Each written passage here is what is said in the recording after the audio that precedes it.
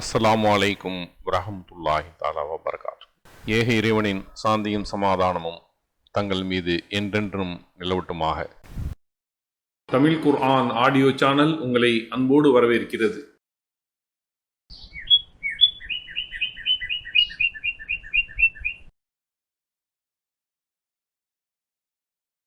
திருக்குர்ஆன் தமிழாக்கம் அத்தியாயம் 29 அல் அன்கபூத் சிலந்தி.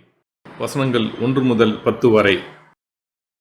பிஸ்மில்லாஹிர் ரஹ்மானிர் ரஹீம்.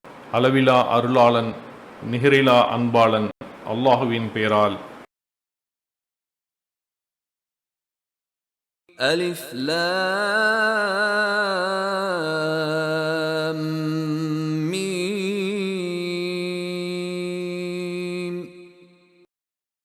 أحسب الناس أن يتركوا أن يقولوا آمنا وهم لا يفتنون.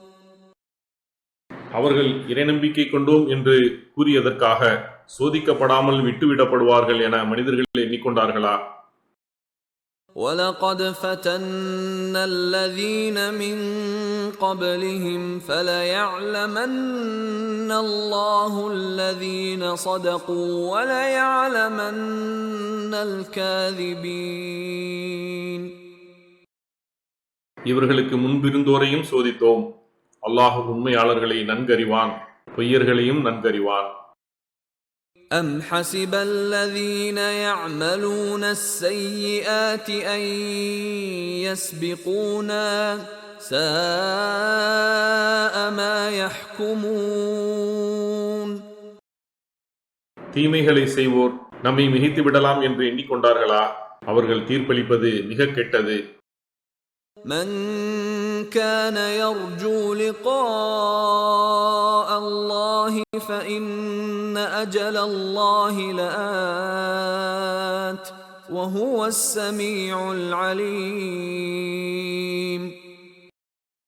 யார் அல்லாஹுவை சந்திக்க விரும்புகிறாரோ அவருக்கு அல்லாஹுவின் தவணை வந்தே தீரும். அவன் செவியேற்பவன், நன்கறிந்தவன். وَمَنْ جَاهَدَ فَإِنَّمَا يُجَاهِدُ لِنَفْسِهِ إِنَّ اللَّهَ لَغَنِيٌّ عَنِ الْعَالَمِينَ. யார் இறை வழியில் முயற்சி மேற்கொள்கிறாரோ அவர் தமக்காகவே முயற்சி மேற்கொள்கிறார். அல்லாஹ் அகிலத்தாரிடமிருந்து தேவைகளற்றவன். وَالَّذِينَ آمَنُوا وَعَمِلُوا الصَّالِحَاتِ لَنُكَفِّرَنَّ عَنْهُمْ سَيِّئَاتِهِمْ وَلَنَجْزِيَنَّهُمْ أَحْسَنَ الَّذِي كَانُوا يَعْمَلُونَ. நம்பிக்கை கொண்டு நற்செயல்கள் செய்வோரை விட்டும் அவர்களின் தீமைகளை அழிப்போம். அவர்கள் செய்து கொண்டிருந்த அழகிய செயல்களுக்கான கூலியை அவர்களுக்கு வழங்குவோம். وَوَصَّيْنَا الْإِنسَانَ بِوَالِدَيْهِ حُسْنًا وَإِن جَاهَدَاكَ لِتُشْرِكَ بِي مَا لَيْسَ لَكَ بِهِ عِلْمٌ فَلَا تُطِعْهُمَا إِلَيَّ مَرْجِعُكُمْ فَأُنَبِّئُكُم بِمَا كُنتُمْ تَعْمَلُونَ. தன் பெற்றோருக்கு நன்மை செய்யுமாறு மனிதனுக்கு அறிவுறுத்தியுள்ளோம். எதை பற்றி உனக்கு அறிவு இல்லையோ அதை எனக்கு இணையாக்குமாறு அவ்விருவரும் உன்னை வற்புறுத்தினால் நீ அவ்விருவருக்கும் கட்டுப்பட வேண்டாம். என்னிடமே நீங்கள் திரும்பி வரவேண்டியுள்ளது. நீங்கள் செய்து கொண்டிருந்தவற்றை பற்றி அப்போது உங்களுக்கு அறிவிப்பேன். وَالَّذِينَ آمَنُوا وَعَمِلُوا الصَّالِحَاتِ لَنُدْخِلَنَّهُمْ فِي الصَّالِحِينَ.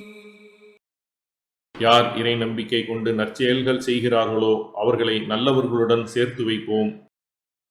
وَمِنَ النَّاسِ مَن يَقُولُ آمَنَّا بِاللَّهِ فَإِذَا أُوذِيَ فِي اللَّهِ جَعَلَ فِتْنَةَ النَّاسِ كَعَذَابِ اللَّهِ فإذا أوذي في الله جعل فتنة الناس كعذاب الله ولئن جاء نصر من ربك ليقولن إنا كنا معكم أوليس الله بأعلم بما في صدور العالمين. அல்லாஹுவின் மீது நம்பிக்கை கொண்டோம் என ஒரு சில மனிதர்கள் கூறுகின்றனர். ஆனால் அல்லாஹுவின் விஷயத்தில் பிறரால் அவர்கள் துன்புறுத்தப்படும் போது மனிதர்களால் ஏற்படும் அத்துன்பத்தை அல்லாஹுவின் தண்டனையை போன்று எடுத்துக்கொள்கின்றனர். உமது இறைவனிடமிருந்து உதவி வரும்போது நாங்கள் உங்களுடனே இருந்தோம் என கூறுகின்றனர். அல்லாஹ் அகிலத்தாரின் உள்ளங்களில் இருப்பதை நன்கறிந்தவனாக இல்லையா? ஜஸாக்கல்லாஹ் ஹைரன். அல்லாஹ் உங்களுக்கு நற்கூலியை வழங்குவானாக. இக்காணொளிகளை பிறருக்கு பகிர்வதன் மூலம் நன்மைகளை பெற்றுக்கொள்ளுங்கள் இன்ஷா அல்லாஹ். இந்த காணொளிகள் தொடர்ச்சியாக உங்களை வந்தடைய சேனலை சப்ஸ்கிரைப் பண்ணுங்க. அத்தோடு அந்த பெல் ஐக்கானையும் கிளிக் செய்தால் இது பற்றிய நோட்டிஃபிகேஷன் உங்களை வந்தடையும் இன்ஷா அல்லாஹ். அஸ்ஸலாமு அலைக்கும் ரஹமத்துல்லாஹி வபரகாத்துஹு.